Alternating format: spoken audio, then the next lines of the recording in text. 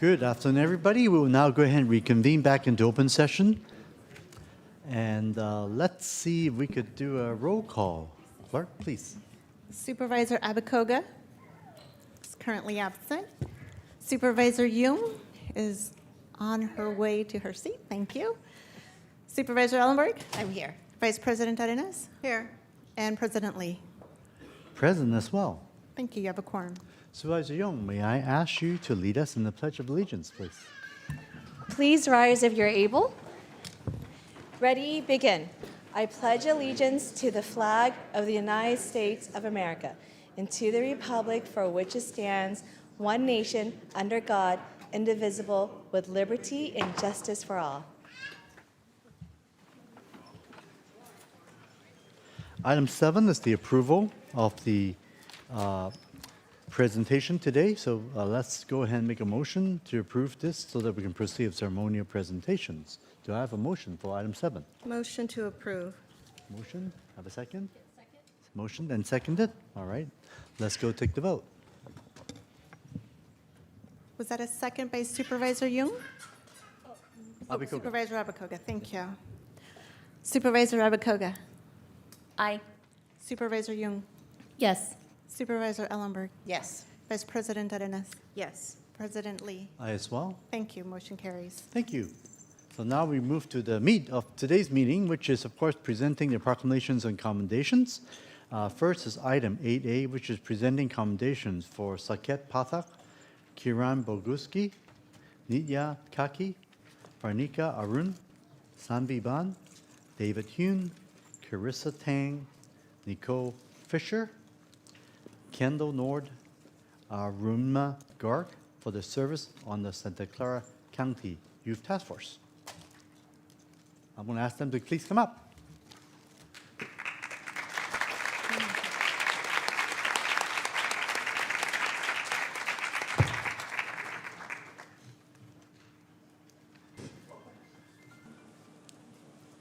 Right here. Perfect. Thank you. So today we're happy to recognize our Youth Task Force, a dedicated group of young leaders who have demonstrated an outstanding commitment to civic engagement, public service, and strengthening our community. Through the collaboration, leadership, and innovative ideas, these students have helped elevate youth voices and contributed valuable perspectives on issues affecting young people throughout Santa Clara County. And at this point, I would like to invite the members of the Youth Task Force to please come forward and join. Let's see, all right. And then one of the most important investments we have been making is in the next generation of our leaders.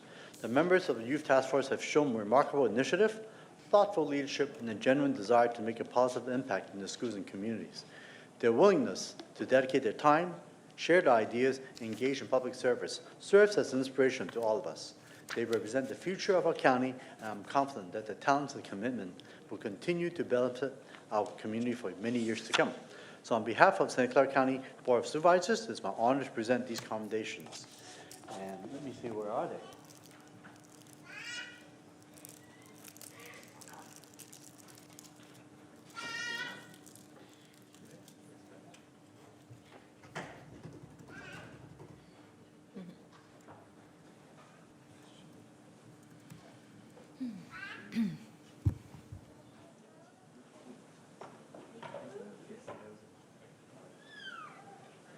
All right. Let's see. Actually, does anyone of you have a few words to say? Good. Nico, go ahead. Yes, please.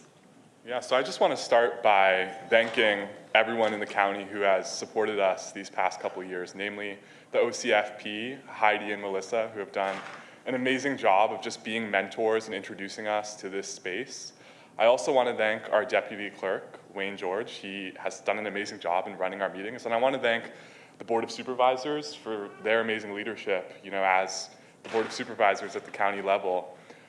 Going into the Youth Task Force 3 years ago, I really didn't have a strong sense of what local government did. And to be honest, I'd grown up in a family that was wary of government. But what I've seen these past couple of years as a member of the Youth Task Force and now the co-chair of the Youth Task Force is that every single interaction I've had and every single person I've met who's involved with the county has this tremendous sense of service They always want the best for every single member of the community, and I think that's something that I've seen rarely anywhere else, and that's something I want to commend the county for. As we go on to college, all of us, I think we just want to thank the county for instilling this civic duty, this civic engagement within us. I mean, these are skills and these are foundational ideas that we're going to take forward for the rest of our life. So thank you. Thank you. So we're going to take a picture. So we turn around, going this way, facing this. Okay, come on up. Here you go.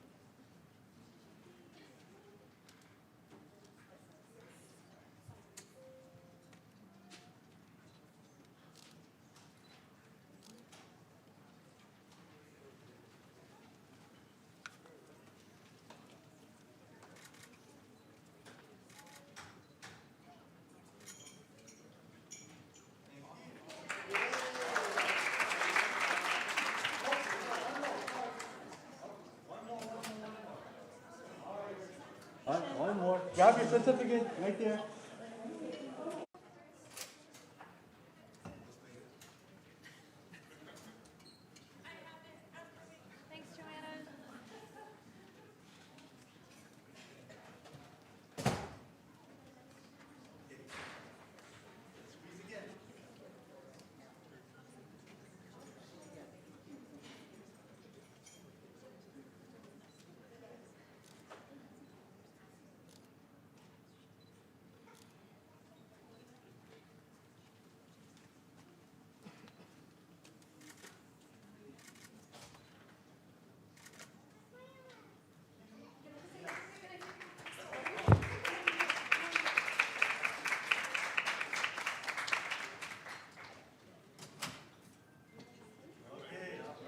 Thanks. Okay.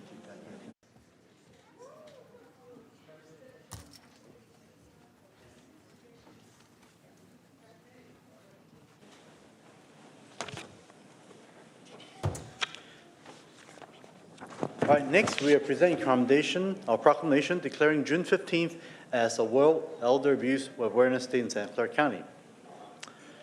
This important occasion shines a light on an issue that affects millions of older adults worldwide and reminds us of our shared responsibility to ensure that every older adult is treated with dignity, respect, and compassion. At this time, I would like to invite Vanessa Merlano and Martha Jaguez from the Department of Aging and Adult Services and Paul Williams, the Adult Protective Services Public Health Nurse, to please join me at the dais.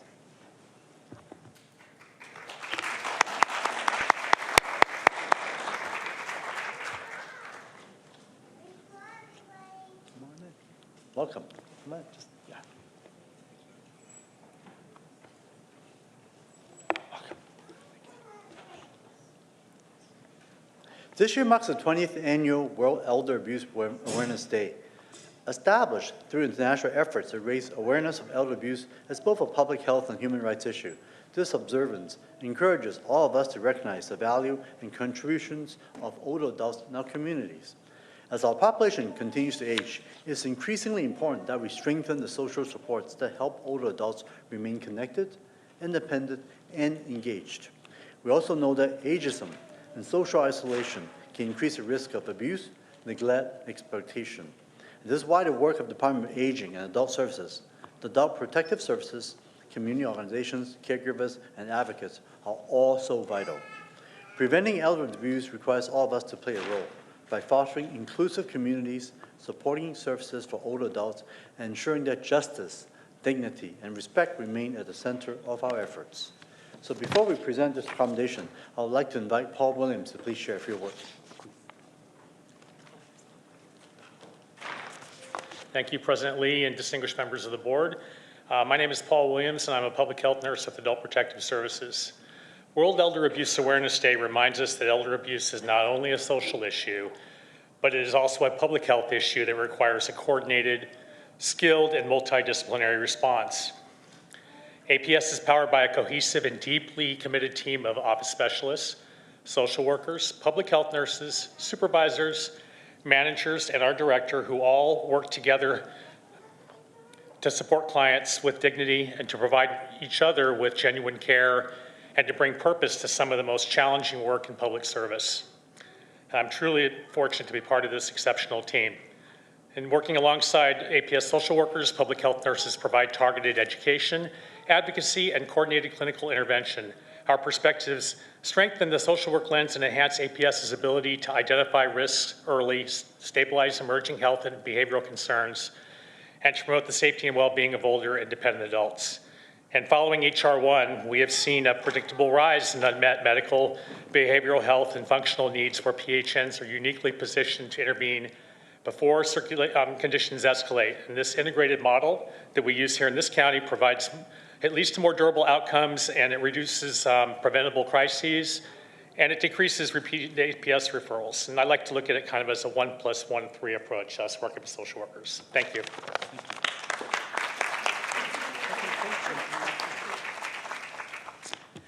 Good afternoon, everyone. My name is Matthew Burrow, and I'm a program manager with Adult Protective Services. And I want to thank you, the Board of Supervisors, for recognizing the importance of World Elder Abuse Awareness Day. As the older adult population continues to grow in Santa Clara County, so has the number of cases involving abuse and neglect of elders. Since December of 2005, financial exploitation has surpassed self-neglect as the most frequent type of abuse our elder population and community is facing today. This year, the Department of Aging and Adult Services is collaborating with AARP for 2 World Elder Abuse Awareness Day events to educate the community about fraud, scams, and prevention. The first one is Saturday, June 13th, from 9 a.m. to 12 p.m. at the Julian Street campus, 353 West Julian, the parking lot. We will have trucks on site to shred confidential documents. So bring in 2 or 3 boxes for free shredding. And then on Monday, the actual World Elder Abuse Awareness Day, Monday, June 15th, we'll have an event at the Santa Clara County Social Services Building, again, 353 West Julian. We'll have a lot of educators there to talk about scams. We have the FBI will be there, Social Security Administration, Federal Trade Commission, and some of our local law enforcement. So please come out, enjoy this free event to get educated on financial exploitation. Thank you. All right. Now, we'll take a picture. Come on. All right, facing this way. Everybody come on down.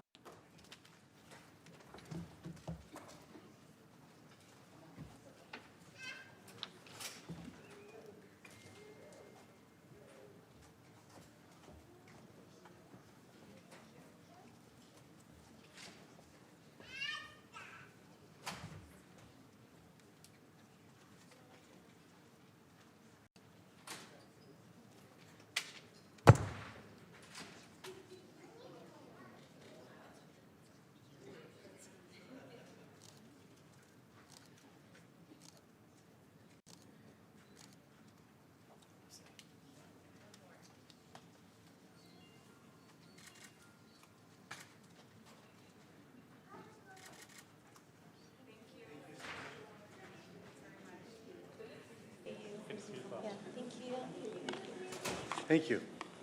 Thank you so much.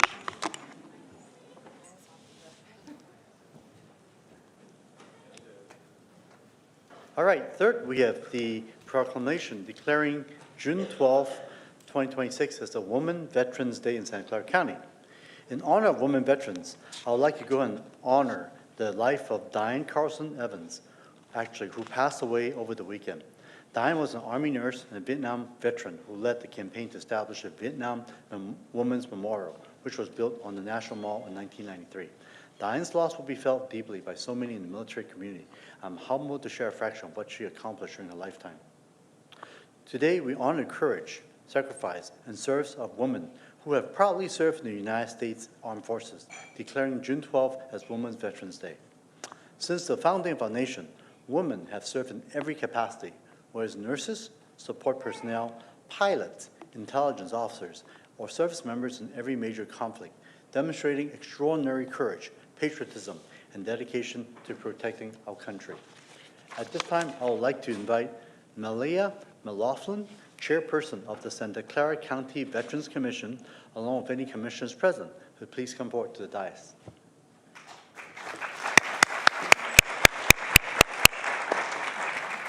How are you? And we also recognize a historic milestone on June 12, 1948, when President Harry S. Truman signed the Women's Armed Services Integration Act into law, officially allowing women to serve as permanent members of the regular armed forces. This moment marked a turning point in expanding opportunity and actual recognition for women in the military services. Throughout history, women veterans have continued to break barriers and serve with distinction and leadership and combat roles across all branches of the military, strengthening our nation's defense and readiness. Today, women veterans continue their legacy right here in Santa Clara County as community leaders, public servants, educators, healthcare professionals, business owners, and advocates who enrich every aspect of our civic life. Women Veterans Day gives us an important opportunity to recognize their sacrifices, achievements, and unique experiences, and to reaffirm our commitment to supporting and empowering women veterans in our community. Now I'll read the final whereas clause in this commendation. Whereas the Santa Clara County is committed to honoring the service and legacy of women veterans and expressing gratitude for their courage, their leadership, and their enduring contributions to our nation and our community. So therefore be resolved that our board does hereby proclaim June 12 as Women Veterans Day in Santa Clara County. So at this time, I'll invite our chairperson, McLaughlin, to please share a few words. Thank you so much. Hi.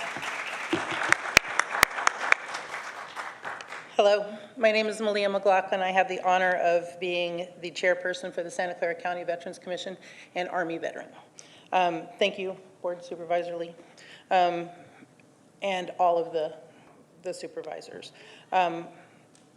We appreciate your ongoing support of veterans causes, of the underserved and underrepresented veterans, and especially today, women's veterans. This proclamation will be displayed prominently over the next month in observation of the 9th Annual Women's Veterans Day, which is held on June 12th. I look forward to a day when we don't need a separate day for women's veterans, when all of the sacrifices and achievements of the women veterans will be recognized in the same vein with the men. Thank you. Until that day gets here, we very much appreciate Women's Veterans Day, and there's several events coming up. You can check the VSO or the VA website. We'll have information on upcoming women's veterans events. Thank you all again, and have a good evening. Thank you. And I just want to add one more word is I've been deployed, I've served in the military for 28 years before I retired. I've been deployed to Baghdad, Iraq for a year. And trust me, I've met hundreds of women who served even in Baghdad. And without them, I wouldn't be able to do my mission. So I just want to say thank you for the women veterans, and recognizing them is long overdue. Thank you. Thank you so much.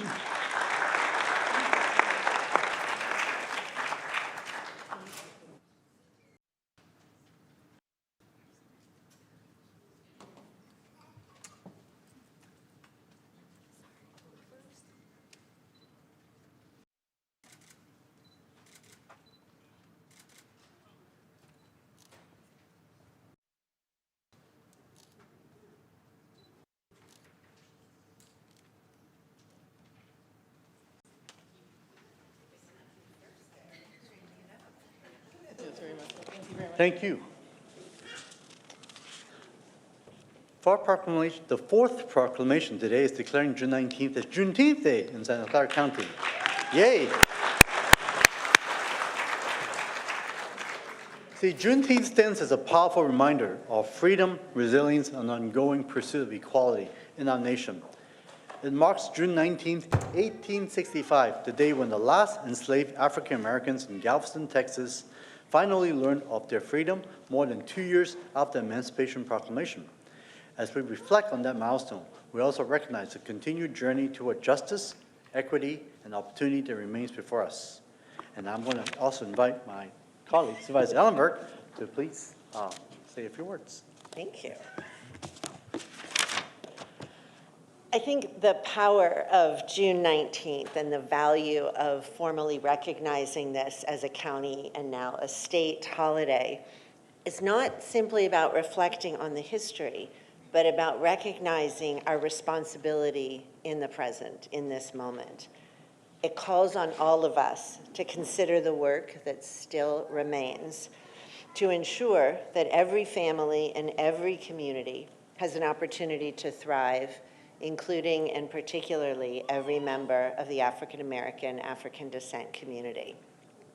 Across our nation and within our own communities, disparities in health outcomes, economic opportunity, education, and public safety continue to disproportionately impact Black residents and families.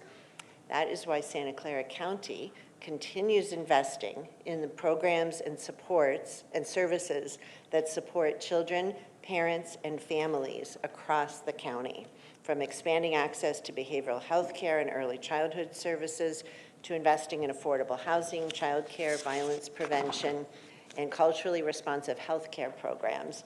We are working to build systems that help families thrive and communities succeed. We also know that advancing equity means addressing disparities directly. I have been so proud to lead on efforts to improve Black maternal and infant health outcomes over the last 7 years by protecting funding and bringing together the public and private hospitals in our county to understand the disparities and adopt policies and practices that aim to end that disparity. The Perinatal Health Equity Conference grows every year as more stakeholders and practitioners come together to promote better practices. The county does not do this work alone.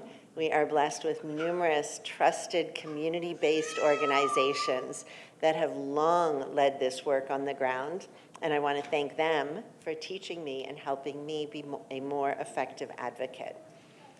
Juneteenth is, of course, also a celebration of culture, resistance, community, and joy. This year's upcoming events will create opportunities for education, dialogue, and celebration while uplifting Black voices and leadership throughout the county. The values reflected in our celebrations of Juneteenth, freedom, dignity, opportunity, and justice, must continue to guide the work that we do as a county and together as a community. Happy Juneteenth in advance. Yes. All right, now I'm going to invite Milan Bellington and Jeremiah Lineberger from the African American Community Services Agency, as well as members of the Garden City Women's Club and other distinguished guests to come. Please join us and come forward to the dais. Coming up.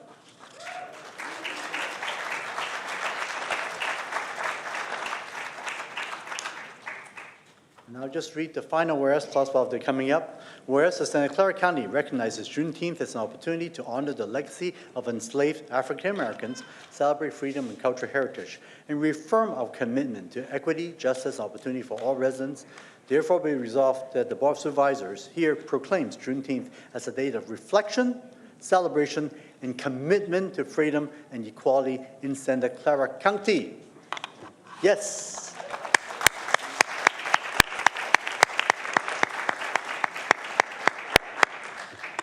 And now I would like to invite Milan Bellington to please share a few words. Happy Juneteenth. Oh, we all should be really excited about the word freedom. Everybody say freedom. Freedom. Freedom is currently what some are trying to take away, but we are here to say that won't happen on what? Our watch. So what's standing with me today is the staff of the African American Community Service Agency, as well as some of our pillars in the community that are with us today. Thank you to the honorable board members for recognizing this day. And we want to pay some respects to former Supervisor Cindy Chavez and Dave Cortese, who helped helped us make history in Santa Clara County when we made Juneteenth a county-wide paid holiday in 2020. We stand here before you today paying homage to the overestimated 12 million that were stolen from a land, did not know the language of this country or any for that matter, and were put into a place to learn how to learn the language, to create wealth that we still have not been paid back when we talk about reparations.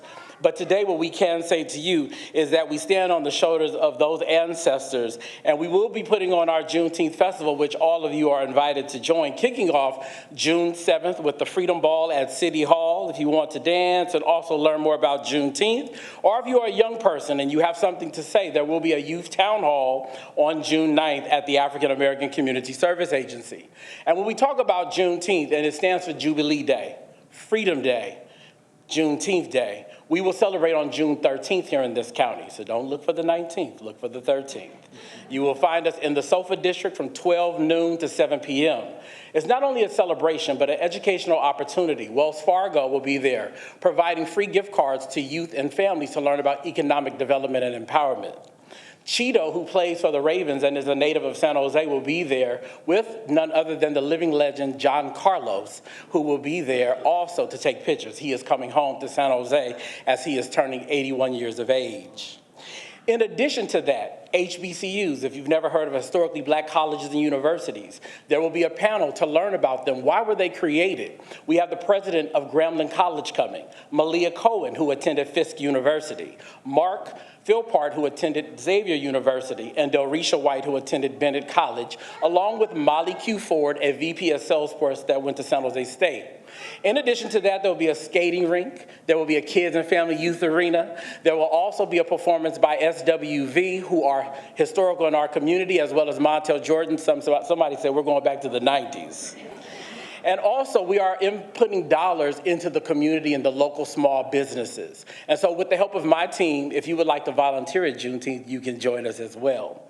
But ultimately, what we say to you here at the African American Center, which we will turn 50 years in 2 years, is that we have always brought culture to community. We have always also brought community to culture. Thank you so much, and we accept this proclamation.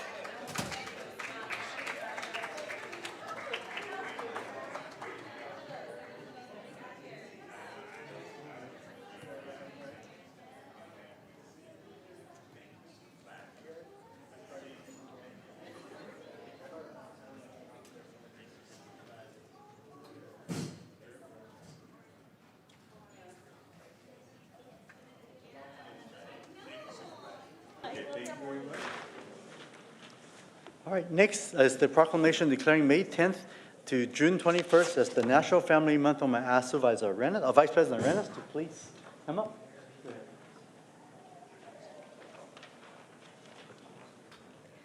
Thank you. Good afternoon, everyone, and I'd like to invite Sarah Reyes, as well as all of the members of Shine Together, including families, to come up and join me. I loved hearing all of the babbling of the little babies, and yes, even some of the complaints, because of course it's a long program. Hi. Thank you so much for being here. So together we're going to do this. You can come closer. Come closer. Oh, I love it. He's wearing a Shine. A onesie. Is it a onesie? It's a onesie. Okay. I don't know if they're on sale, but if you want them, they're here. Okay, so together we come together to recognize National Family Month. And National Family Month is in between Mother's Day, it's tucked in between Mother's Day and Father's Day. And so really, I think it's meant to pull everybody together. This is an opportunity for us to take a look at what is a family. Some of us are born into a family, some of us choose the kind of family we want to be in, and whether it's blood or choice, we learn to love and trust and establish hope and responsibility. It's a tricky gate. And really our family are our first teachers. They give us this practice run to enter into community later. And sometimes we need a little additional support system. And this is really when Shine Together comes into play. Typically when we see families, we know that when families are thriving and they are strong, then our community is thriving and is strong. And I think the baby agrees with me too. And if you think back at your own family, think back at some of the things that you got from that experience. You think about the stability. Maybe your parents owned a home, and so you always had a place and a roof to rest your head under. Or maybe you had a stay-at-home mom and who received you and had a warm plate for you. It is some of those small traditions and small customs that really allow for us to appreciate the moments that create, resiliency, the kind of resiliency that we need for later in life. And when families struggle, on the other hand, the ripple effects touch every part of our community. This month reminds us that investing in our families is not just a social value, it is a community responsibility. And we are fortunate to have organizations that live out this commitment every single day, such as Shine Together. They really embody the spirit of National Family Month. Their work centers around compassion, cultural humility, and a deep respect for lived experience. They walk alongside parents and caregivers who are navigating lots of challenges. I have my 11-year-old upstairs in my office who I couldn't convince to come downstairs. So we have challenges at every stage, and they help us. They help with offering tools and resources and encouragement that help all of us to continue to have a level of confidence and stability. Not only are they uplifting the parents and parents that are behind me, but they strengthen really the family bonds. And this is an opportunity for somebody outside of your family to be part of that network and to create that opportunity for you to actually shine. And this is family resiliency at its best. They may be offering parent workshops or creating safe spaces for healing and growth, or just connecting with families regarding some really essential services. It doesn't really matter what it looks like. What matters is that they are there for all of the families, not only to survive, but to shine. So we're going to take a look at this month as a celebration, but not only just a celebration, a call to action. It asks us to look at our families around us, our neighbors, our co-workers, our elders, our youth. We heard earlier a proclamation about elder abuse awareness, and it's our responsibility to take care of our whole community, whether those folks are formally part of our family or not. They are part of our community. And so I ask you to take this opportunity to have a call of action and make sure that you look around your neighborhood and your own respective family to reach out to those who are close to you. And so today, on behalf of our county, we proudly proclaim May 10th as National Family Month, and we honor the families who make our community whole, and we extend our deepest gratitude to organizations like Shine Together, whose dedication and compassion illuminate the path forward. Congratulations. I will definitely provide you with a proclamation, but before I do, I want to invite Sarah to share with us a message, if you would. Thank you.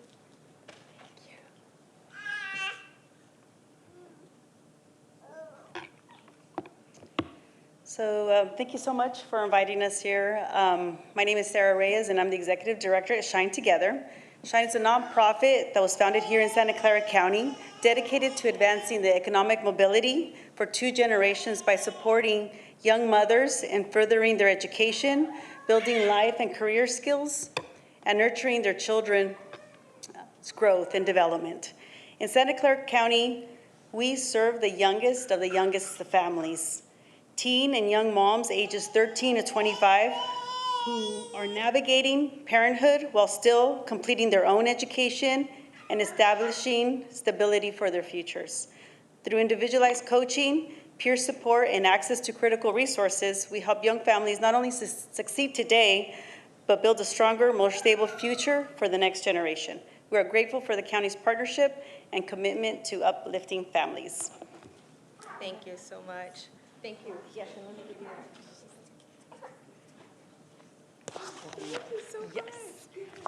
Thank you, Supervisor Renes and the Board of Supervisors for this meaningful recognition. My name is Isabel Gomez, and I am the Bay Area Regional Director at Shine. At Shine Together, we believe that when young families are supported, entire families and communities thrive. This year, we expanded our reach in San Jose through the Young Parent Hub at EduCare and into South County at the Neon Exchange, creating safe, welcoming spaces where young parents can find support, build connections, access resources, and work towards their personal, educational, and parenting goals. While we're proud of this growth, the needs remain great. With over 120 families currently on our wait list, we are reminded of how many families are still waiting for support and how important it is as we continue to expand access and opportunity. At Shine doesn't just provide services, we create pathways for young parents to build confidence, strengthen self-advocacy, and create lasting opportunities for themselves and their children. 80% of our participants are enrolled in or have graduated from high school, compared to a 50% national average. And 60% are enrolled in or have completed post-secondary education, compared to the 2 to 3% nationally for teen mothers by the age of 30. Rather than speak only from our perspective, we believe the most meaningful impact comes from voices of our families. I'd like to invite Nicole to share her story. Hi, my name is Nicole. I joined Shine Together after graduating high school while starting post-secondary education and becoming a new mother. It was a difficult transition, but through Shine, I found support, community, and resources that helped me stay grounded and keep going. I am now continuing my education at Evergreen College with goals of becoming a civil engineer while building a stable future for myself and my child. Thank you for believing in young parents like me.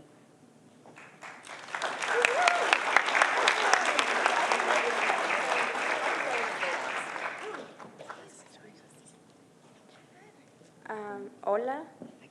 Okay. Hola, mi nombre es Ana María. Migré de Colombia y recientemente me inscribí en la Escuela Popular a través del apoyo de Shine.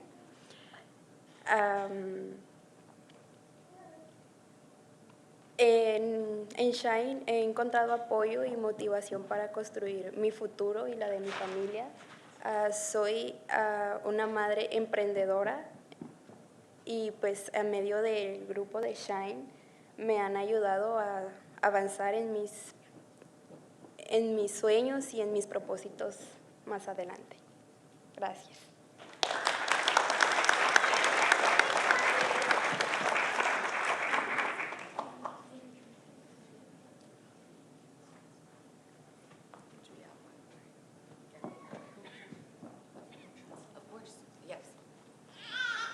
I'll be translating on behalf of Anna. Hello, my name is Anna, and I recently migrated from Colombia, and I recently enrolled in Escuela Popular with the support of Shine Together. In my process, I have found support and motivation to continue pursuing my studies. My goal is to become an entrepreneur and create a future for myself and my family. I am proud of the steps that I am taking to reach my goals and my dreams.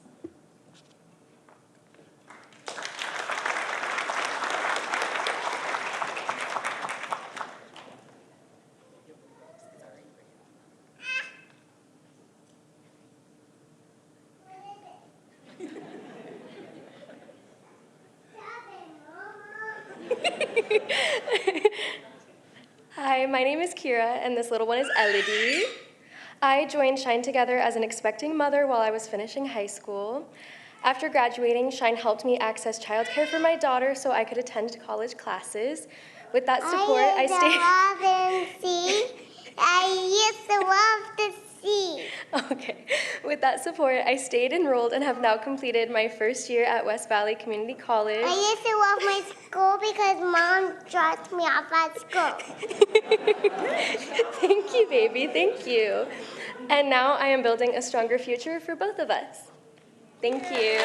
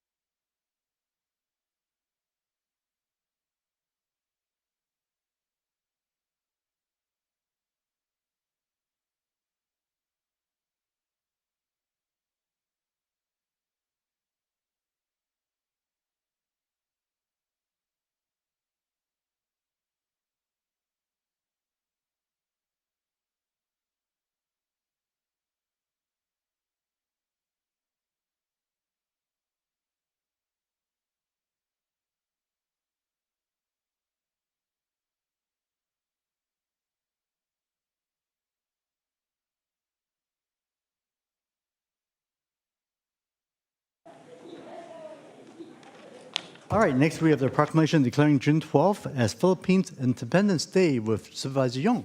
Awesome.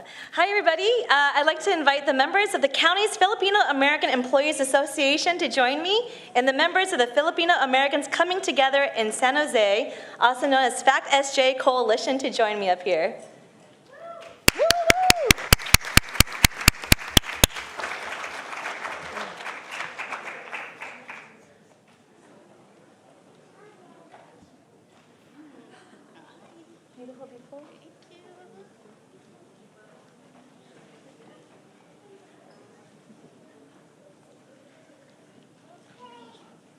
Okay, let's go.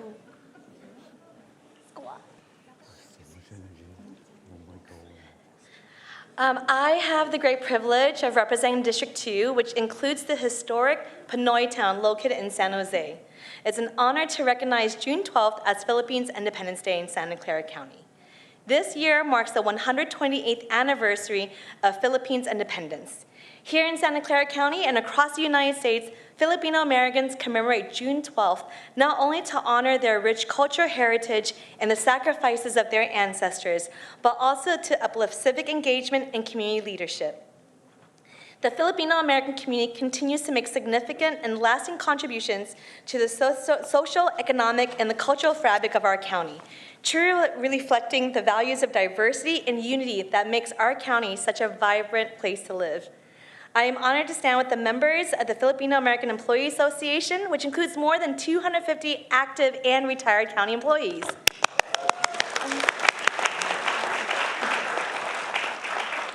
This association fosters connection and cultural pride through programs like the Filipino American History Month celebration later in October, festive holiday events, and more. Proceeds from their events support the Kith Foundation in the Philippines.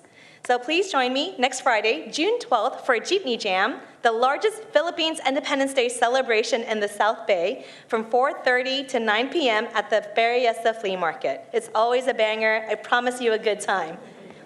I'd like to introduce a member of the county's Filipino American Employees Association, Tish Possession, to share a few words. Tish? Thank you. Thank you. I can't. It's too high.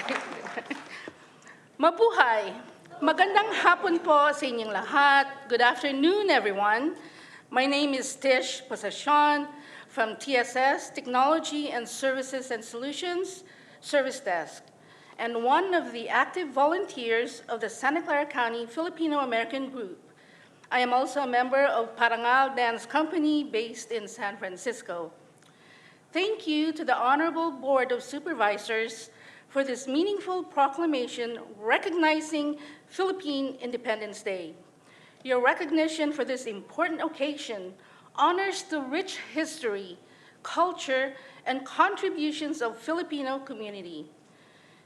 It is an honor to speak on behalf of our growing 266 members representing different departments throughout the county.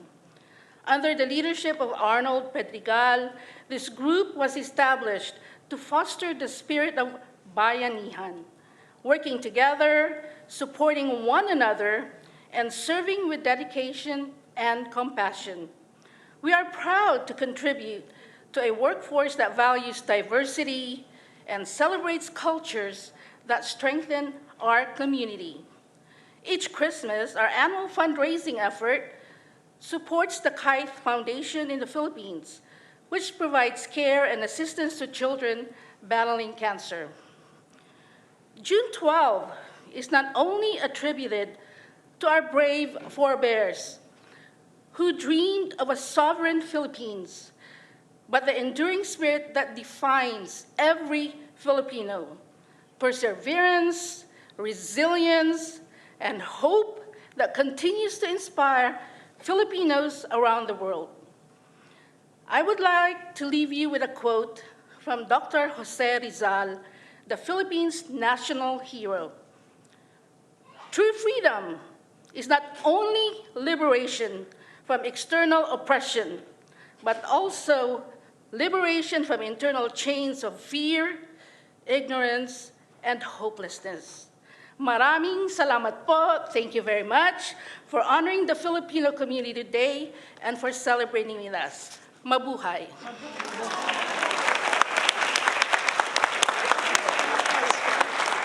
I'd like to invite my colleagues from the dais to join us in a group photo.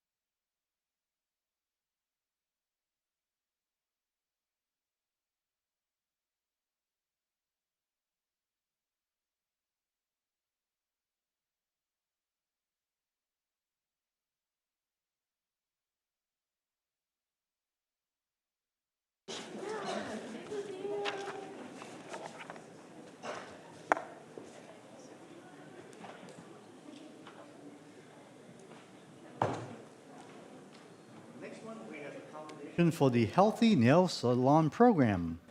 Supervisor. Thank you so much. I'd like to invite the Healthy Nail Salon Program participants, owners of our nail salons, nail technicians who are here with us today, the Department of Environmental Health, and the Public Health Department to please join me.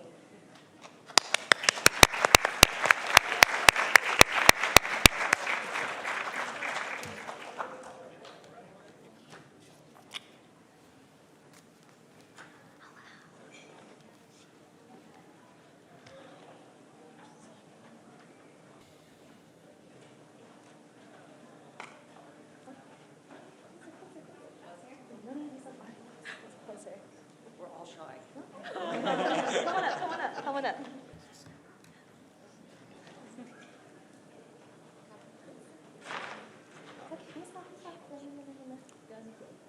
All right. Okay, friends, colleagues, today we celebrate 10 years of the Santa Clara County's Healthy Nail Salon Recognition Program. This program is a powerful example of how we center community, health, and small business development all at once. Many of these salons are immigrant and women-owned local businesses, and when we invest in them, we strengthen our entire county. I want to acknowledge the leadership of the 2015 Board of Supervisors, including former Supervisor Cindy Chavez, who established this program. It was created to recognize salons that go above and beyond by using safer products, proper ventilation, helping enhance safety protections for workers and consumers. Today, we're proud to see the 10th anniversary of the program and for the program to continue to grow, with 102 registered nail salons recognized for going above and beyond health and safety standards, and we continue to grow. By the way, our program is the largest in the country.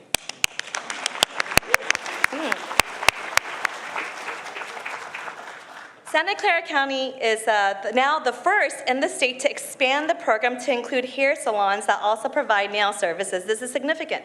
This matters because workers in this industry are often exposed to chemicals that can lead to respiratory illnesses, neurological impacts, and long-term health risks, especially without proper ventilation. This is also an industry that's notoriously under-regulated, so it's up to us together as a community to set the standards for what safety looks like for our nail technicians, our salon owners, our families, and our consumers. To our salon owners, workers, and program participants, thank you for leading with care, for prioritizing health, and for setting an example for others to follow. Thank you to the Department of Environmental Health and Public Health teams for your continued leadership and partnership in making this program possible.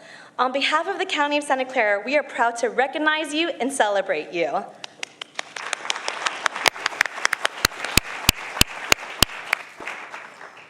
I also just want to add that as a failed cosmetologist myself, I stand in awe of the women in my life who have paved the way.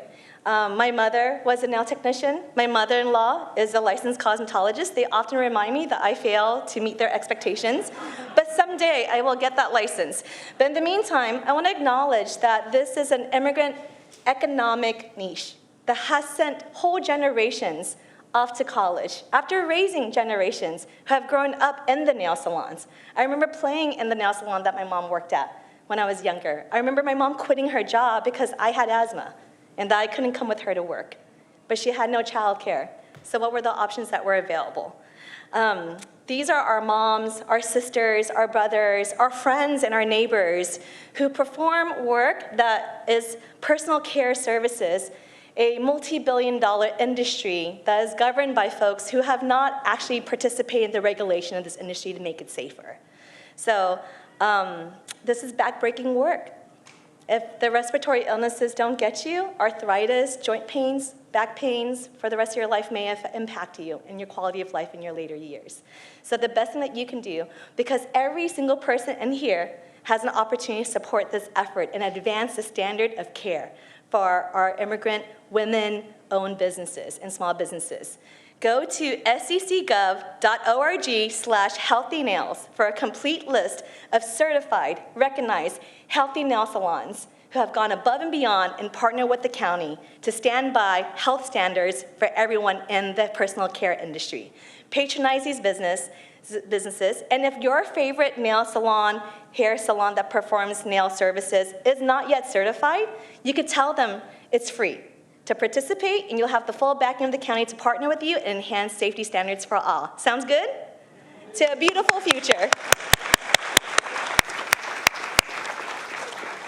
I'd like to ask Dr. Underwood to join me at the podium, please. She did such a great job promoting, but I do want to say, and thank you to the board for recognizing this very important program, voluntary program. But Supervisor Young was actually an important board and an aide to Supervisor Chavez in 2016 when this was created. So 2015 and first enrolled in 2016. So thank you to you, to all your work on this behalf.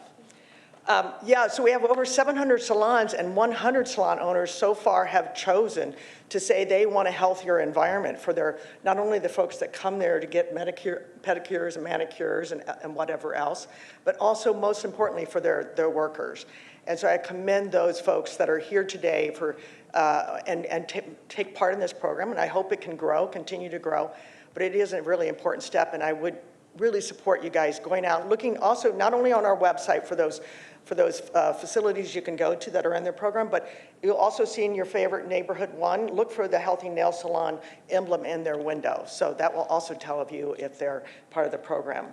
I do want to recognize that for 10 years now, Catherine Nguyen from our department, Environmental Health Specialist, has been part of this program and really got it started. And Tal Tran, who has been here from 8 years.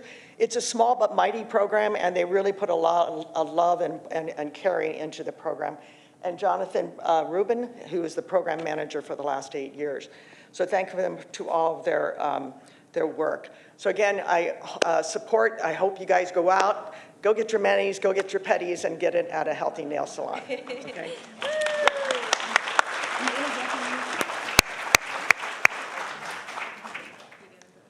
Thank you so much. I'm Dr. Sarah Redman, a health officer, lead our public health department, and have the honor of working with both the incredible team and the Board of Supervisors to help support this important program.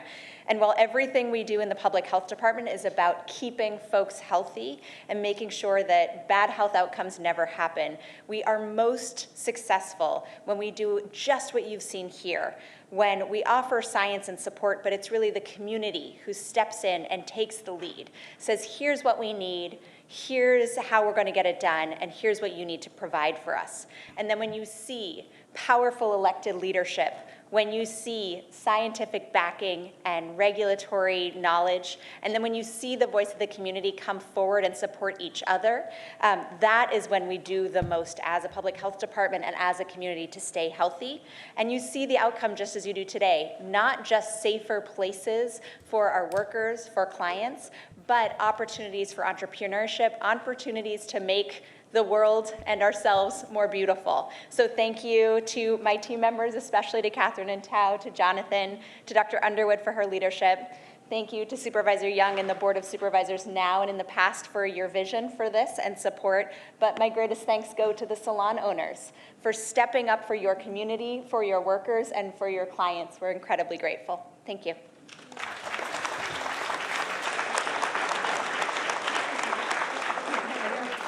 Okay, so here's for the most important part. Today with us is CN Beauty and Spa, La Orquídea Salon and Spa, Excellent Nail by Sandy, the 408's Nail, and 9 Hair and Nail Salon, who are here with us today.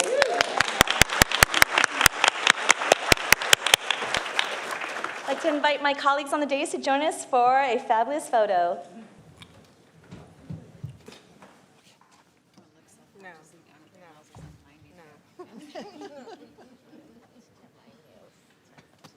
My nails?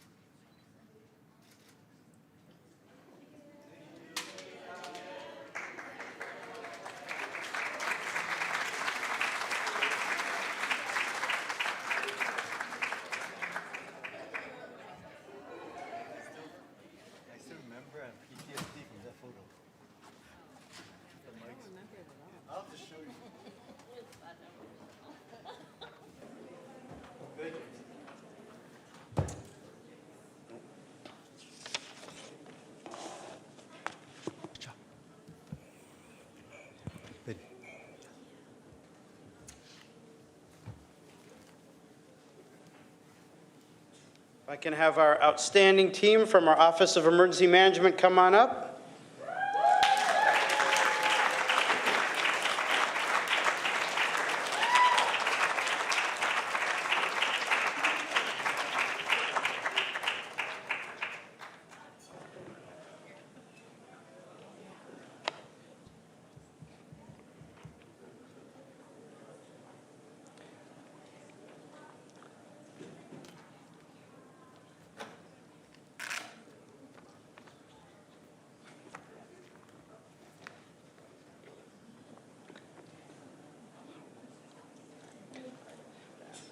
So on behalf of the Board of Supervisors and our entire broader community, we're very pleased to recognize this afternoon our Office of Emergency Management for being the first city or county in all of Northern California to receive accreditation from the Emergency Management Accreditation Program. One of only a handful of jurisdictions in the state to receive this recognition. Now, our Office of Emergency Management does so much. We're, of course, familiar with their work when a disaster actually does strike. We were activated for how many days, Dana, during COVID? 1,092. 1,092 days, not that anybody's counting, days during our COVID-19 response, but so many other incidents that happen all over the place. But in between, our incredible team at OEM works tirelessly to make sure that we're prepared, that we have the systems in place, the trainings in place, the structures to help ensure that we are a resilient and prepared community. And that's especially true in being attentive to our mission as a county organization to protect the most vulnerable among us. And with the leadership of Director Reed and this entire OEM team and many other partners, some of whom are here in the chambers, we have an incredible commitment as a county organization to emergency preparedness. The Emergency Management Accreditation Program, EMAP, was created and operates as a voluntary accreditation program that jurisdictions can use to demonstrate through assessment, documentation, and peer review that their program provides for management and coordination of prevention and mitigation, preparedness, response, and recovery capabilities that meet or exceed national standards. From October of 2024 through July of 2025, our OEM team conducted the assessments to meet these EMAP standards. In August of 2025, 8 assessors made an on-site visit to OEM to review all that documentation and to ensure that we were indeed at that level. And just last week, EMAP officially recognized our county as an accredited emergency management agency. So I want to express tremendous gratitude on behalf of our organization to this OEM team. We know that we're ready for what might come. We know because we've been through so many things together. But I also want to especially acknowledge Dana Reed, who as director of our Office of Emergency Management has really transformed this program and set the standard. And I've heard directly from our Cal OES leadership in the state just how distinctive and with what excellence our OEM team operates compared to other jurisdictions across California. And for that, we are very grateful. So huge.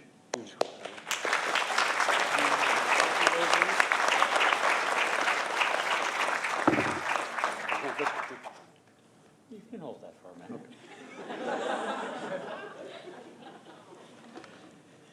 Thank you. What an honor to be here today. A lot of partners here today, EMS, Public Health, County Fire, Sheriff's Department. They were instrumental in supporting us through this process. Definitely a long road. You described it really well. We actually started thinking about this back in 2015. Started to go through the self-assessment process, and then we had that small event happen, COVID. So we had to halt everything, finally got everything back on track, and here we are today. But none of this is possible without all of our partners, some of which I mentioned. More importantly, the support of the board, support of the CEO's office, county council have been instrumental. But the truth is, this is the team right here. And Ian Hamilton, he was the lead on this project. And very tenacious, doesn't give up very easily, kept us on track, kept us focused. And he's a big part of the reason that we just recently went through the process and got certified. But I'll tell you what, I can see why people don't do it. It's very stressful, very hard to do. 73 standards that you must meet.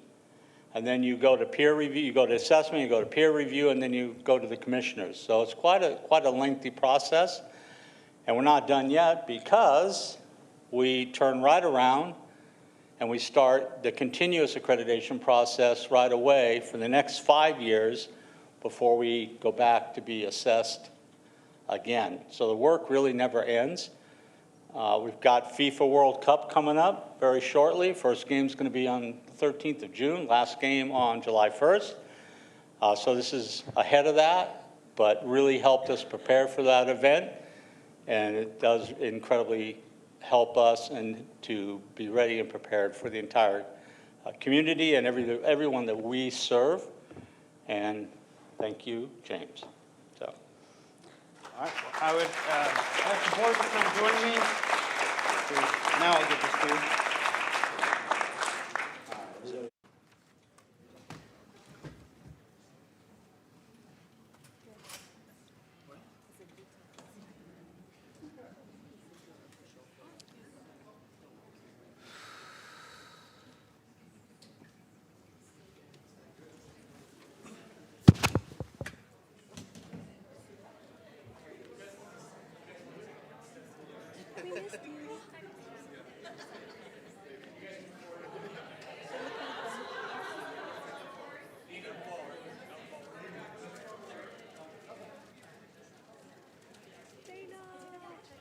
Thank you.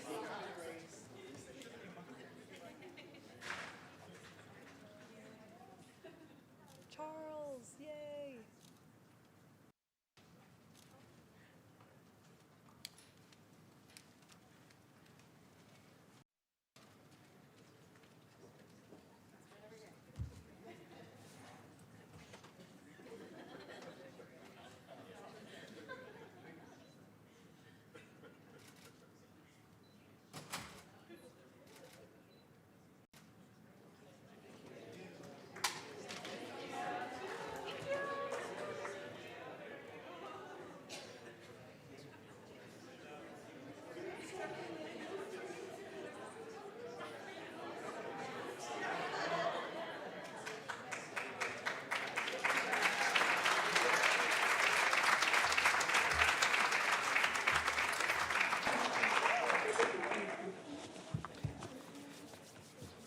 So speaking of OEM and partnerships, if we can have Rich Alameda come on up.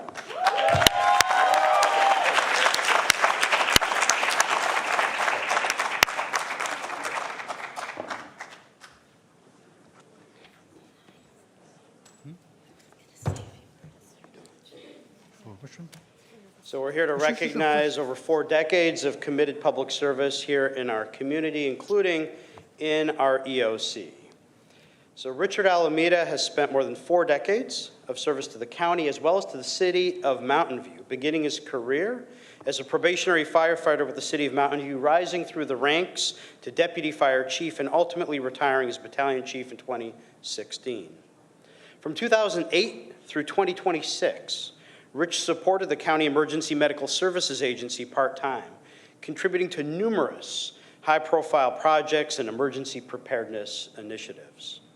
Rich has dedicated his career to advancing public safety, from providing frontline fire and emergency response to overseeing complex incident operations serving nearly 2 million residents. His contributions include assisting with the State Homeland Security Grant Program, leading development and updating the countywide mass casualty incident plan, active shooter criminal mass casualty protocol, and operational area CHEMPAC plan, each significantly strengthening local and regional preparedness and response capabilities. As I know well, during COVID-19, he served as operations chief within our county EOC and as a member of the Public Health Department Operations Center's management team. Rich's service has extended beyond Santa Clara County to communities across California during significant wildfire events as part of the statewide fire rescue mutual aid system. Rich has made substantial contributions to strengthening local and regional preparedness, training, public safety, and the delivery of exemplary patient care. Throughout his career, he's been formally recognized for his leadership, professionalism, and service to the community. So we thank you for your service to our community in such a myriad of roles. We're very grateful and wish you all the very, very best.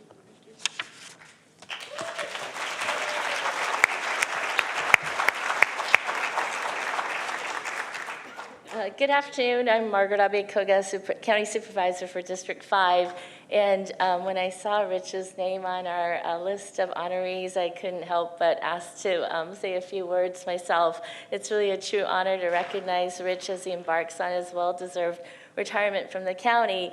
As mentioned, Rich's journey started, I believe, in Mountain View. He spent 34 years there, 14 as our battalion chief.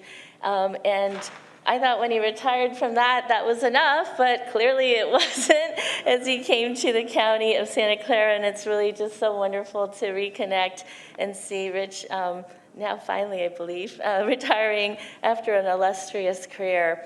As a former mayor of Mountain View and council member, I got to know Rich starting in 2007, and he was instrumental in bringing the fire department's emergency management services from basic life services to advanced life support. This meant more life-saving services were available for residents on the way to the hospital. And stepping up to serve as Santa Clara County, was sure a hard job. I'm sure the transition brought a massive increase in responsibility and workload as he shifted from protecting a single municipality of 86,000 to managing the safety of nearly 2 million residents across a vast and diverse landscape. Rich stepped up, as he always has, to this immense challenge, proving that his leadership was as effective on a regional scale as it was in our local fire department. For example, Rich was influential in the county's mutual aid agreements, which monitor and track resources that are available for mutual aid on a local, state, and federal level, providing situational awareness to emergency services for leaders throughout Santa Clara County. I also wanted to recognize Rich for his foresight and assistance in other areas that affect first responders. In 2015, he developed the first edition of the Santa Clara County Police and Fire Chiefs Association's Active Shooter Criminal Mass Casualty Protocol. His efforts helped create a framework that best practices to facilitate a well-coordinated response to these awful incidents. By establishing this protocol, our first responders are better trained and equipped to neutralize threats and initiate life-saving care for the injured.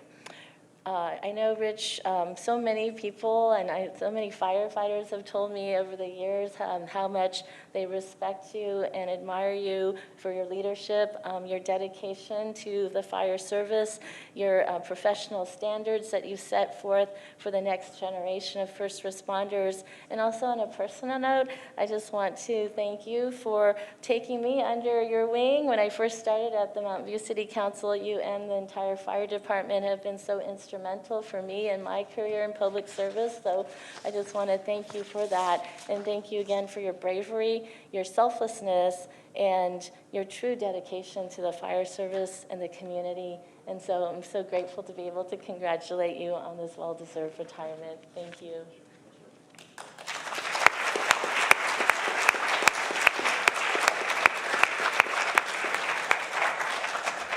Thank you. So I want to thank the board for this wonderful recognition, and James and Greta back there too. So special thanks to those folks that we got to know so well during COVID. So I'm very humbled by this recognition, because as I think about all those things that she read off, I think about all the people that supported me and made it possible. You don't do those kinds of things without mentors, without great colleagues, and working with all those folks and people that believe in you. So they all gave me the opportunity, and I'm very thankful for that. I'm thankful for my friends at EMS over there who welcomed in an old grumpy firefighter. Oftentimes the fire service and EMS clash a little bit, and I wasn't always on their side, but they welcomed me in and accepted me, and I'm very grateful to them and all the wonderful things they do. When I took the job, I just kind of expected it was going to be a nice retirement job where I'd have my little cubicle and write some plans and I'd be able to go home. And then, like everything else, COVID hit. And it rocked our world. But what it did for me was it exposed me to a side I never knew. It exposed me to the side of public health and all of the wonderful, dedicated professionals that work so hard every day that Dr. Rudman was talking about to make us safe and keep us healthy. And that was certainly one of the highlights of my career, not COVID, but working in public health and learning all about it. So I want to thank them, and what they did is they traded one great leader for another. So we went from Dr. Cody to Dr. Rudman. So the leadership is wonderful. So anyways, thank you very much. I'm very humbled and very appreciative.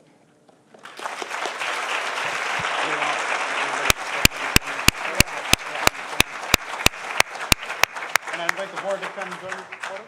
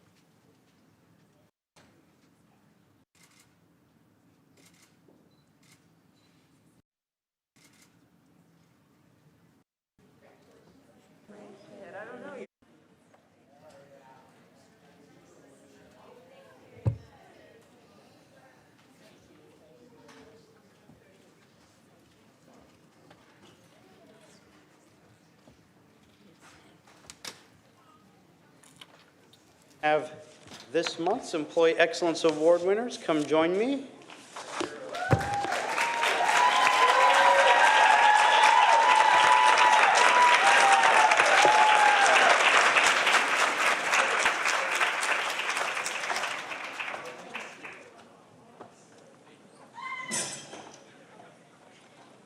So it's that time of the month where we have an opportunity to recognize a handful of our outstanding public servants here at the county.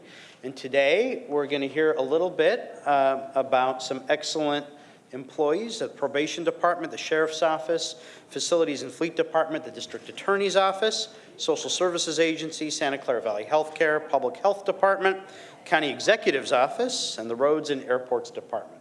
So the way this works is I'll call you up one at a time. I'll read a blurb that was shared by your department about the wonderful work that you do.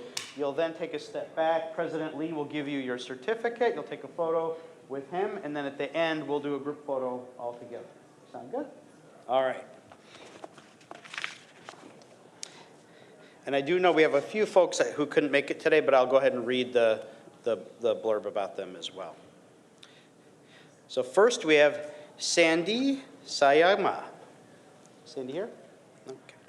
As a deputy probation officer for the Adult Investigations Unit, Sandy's known for her resilience, adaptability, and utmost professionalism. As one of the probation department's most respected writers, Sandy ensures clients have the opportunity to share their story.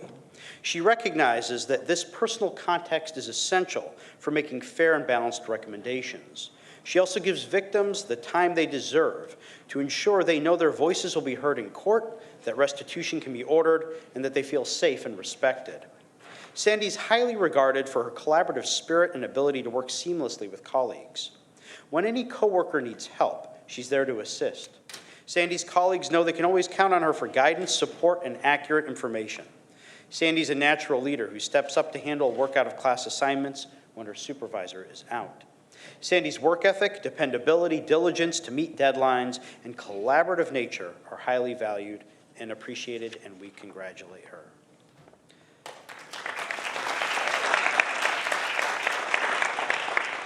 Next, we have Tajane Simmons.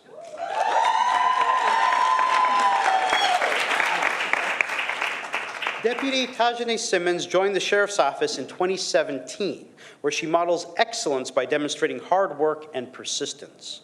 She's established herself as a highly capable and dependable correctional deputy. Tajane has served in critical roles, including booking and release in the acute psychiatric unit, and is a member and leader within emergency response teams.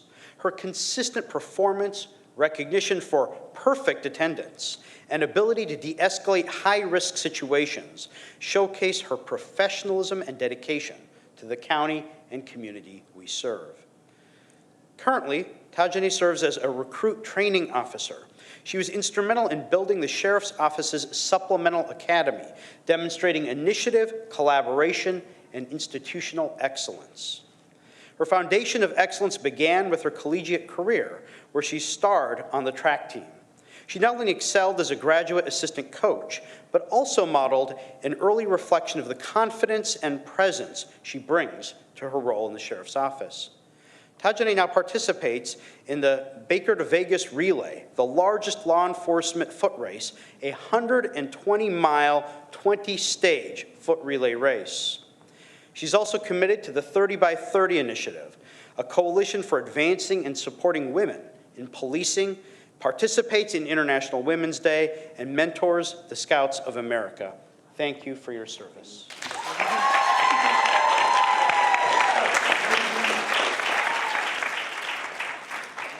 Timoteo Lira.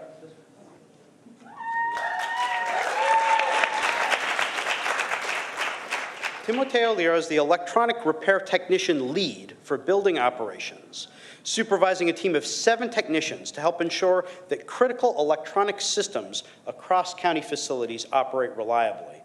His responsibilities include supporting security and card access systems, coordinating repairs, troubleshooting issues, and guiding his team through daily tasks and ongoing projects. Timoteo has also taken on additional responsibilities managing fire life safety coordination, including organizing pre-inspections and scheduling vendor visits. In this role, he strengthened communication, improved team coordination, and reduced inspection failures, helping to lower related costs for the county. He leads with steady direction, clear expectations, and genuine respect for his staff, holding daily check-ins that keep everyone informed and supported. Timoteo's dedication, leadership, and consistent focus on improving operations make him an outstanding contributor to building operations and a strong representative of the county's commitment to serving the community. Always a leader, even as he's recognized for his own achievements, he extends his appreciation to the electronics repair technician team, noting that their adaptability, communication, and dedication throughout a challenging year have been instrumental to their collective success. Thank you for all you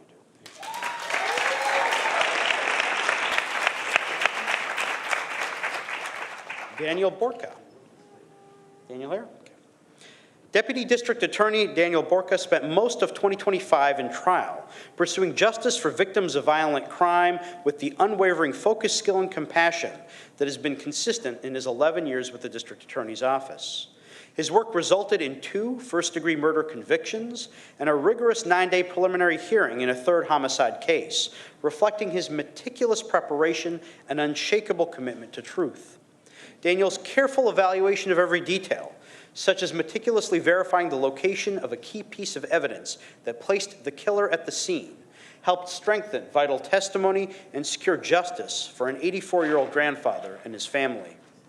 Within weeks after that conviction, Daniel pressed onward to tackle a pair of complex, high-stakes cases involving multiple shootings, gang enhancements, and violent offenses. Judges, colleagues, and opposing counsel hold Daniel in high esteem, describing him as a workhorse, deeply prepared, confident, and driven by integrity. Born in East San Jose, Daniel represents the very best of public service, a top-tier prosecutor who ensures that victims and families receive the justice and respect that they deserve, and we congratulate him. Brandy Holden. Brandy here? Huh?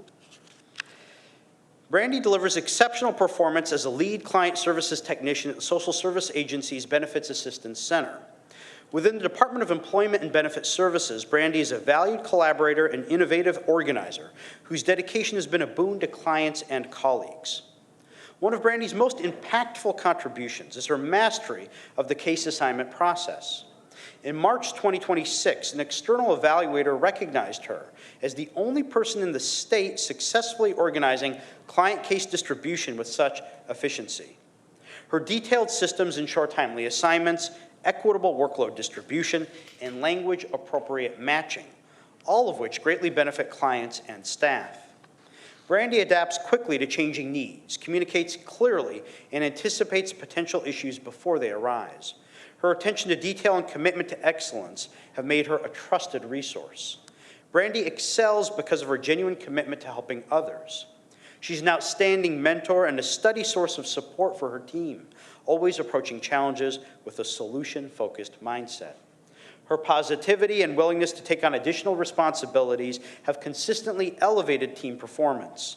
Brandy's professionalism, compassion, and tireless commitment to ensuring clients receive the support they need shines through every day. We thank her for her service. Christine Cachola.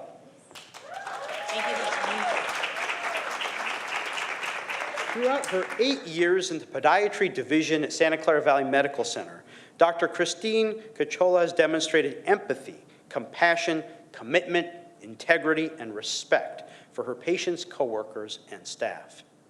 Dr. Cachola is truly beloved by her patients and develops special, long-lasting connections with them. She's held in the same high regard by the podiatry nursing team and staff due to her genuine kindness and excellent work ethic.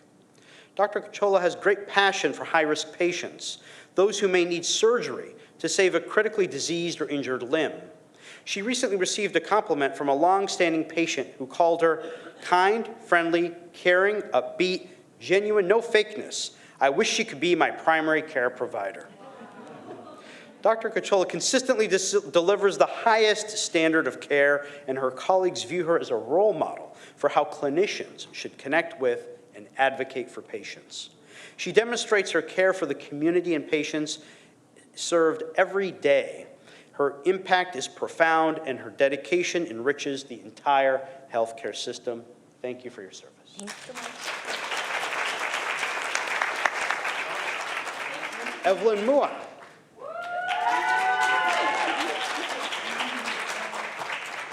Evelyn has been a creative problem solver, a profound listener, and unflappable champion for the Public Health Department and the county's mission for the past 2 years. Evelyn demonstrates her talent through providing backbone planning for the department's strategic plan implementation and supporting programs in developing details and organized work plans. Evelyn is committed to quality improvement and has led multiple projects, resulting in newly documented or improved workflows, providing visuals that guide staff through complicated administrative processes. Evelyn embodies public service in mindset and practice. She brings deep attentiveness to conversations, strong independent initiative in discovering new approaches, and a patient, systematic style of supporting others through challenges. Evelyn's personal motto is, "Let me help you get to yes."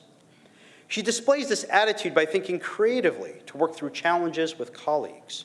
She's deliberate and systematic in helping individuals and teams clarify the problem, understand its dimensions, and work toward a solution.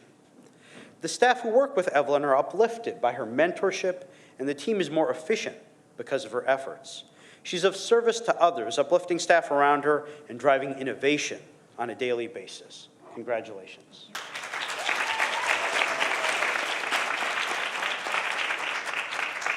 Carol Chang.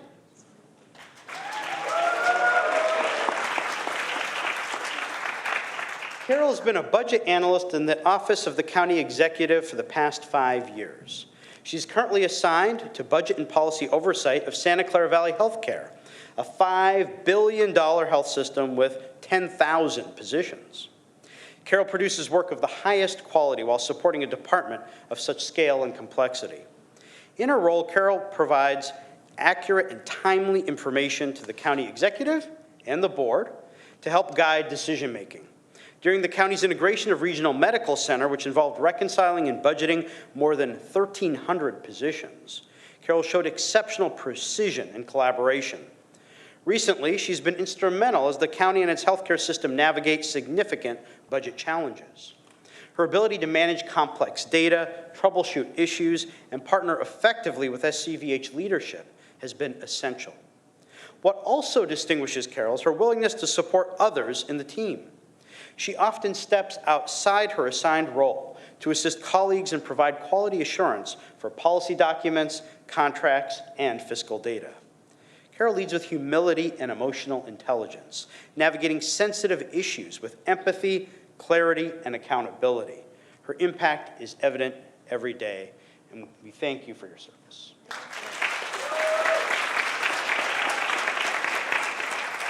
Christine Lee.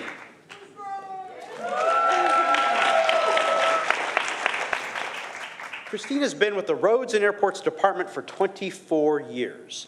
As an associate civil engineer, she consistently delivers high-quality work while collaborating effectively with her coworkers and partner agencies. She brings care to every project, which reflects her professionalism, teamwork, and dependability. Christine sets a strong example for others. During a long-term staff absence in the electrical design unit, she assumed additional leadership responsibilities while continuing to manage her regular workload. She maintained a positive attitude and continued producing high-quality work. This is an example of her flexibility and her commitment to the department's mission. Recently, Christine served as project manager for a complex multi-million-dollar expressway rehabilitation project. This required extensive coordination across several teams, neighboring agencies, and contractors. Through consistent communication and strong coordination, she kept the project on schedule and within budget. She also addressed field challenges with practical and innovative solutions, contributing significantly to the project's overall success. Christine is appreciated for her dedication, flexibility, and exceptional public service. Congratulations. You can join me in giving a huge round of applause to all of this month's award recipients. And we're going to invite the board to come join me. We're going to turn our backs and take a group photo.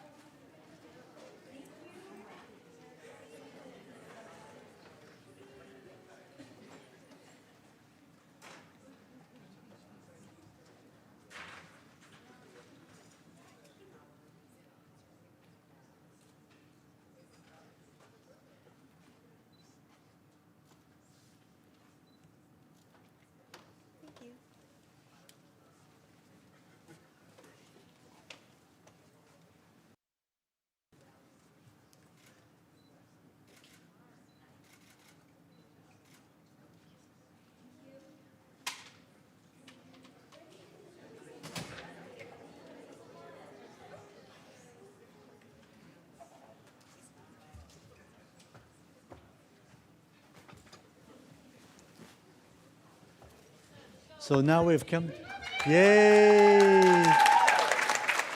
Huge round of applause to our awardees today. And at this point, we come to the end of our supervisors meeting today on Monday. We'll re-adjourn now, but then we convene tomorrow on Tuesday at 9:30 in the chambers. Thank you, everybody. Yay.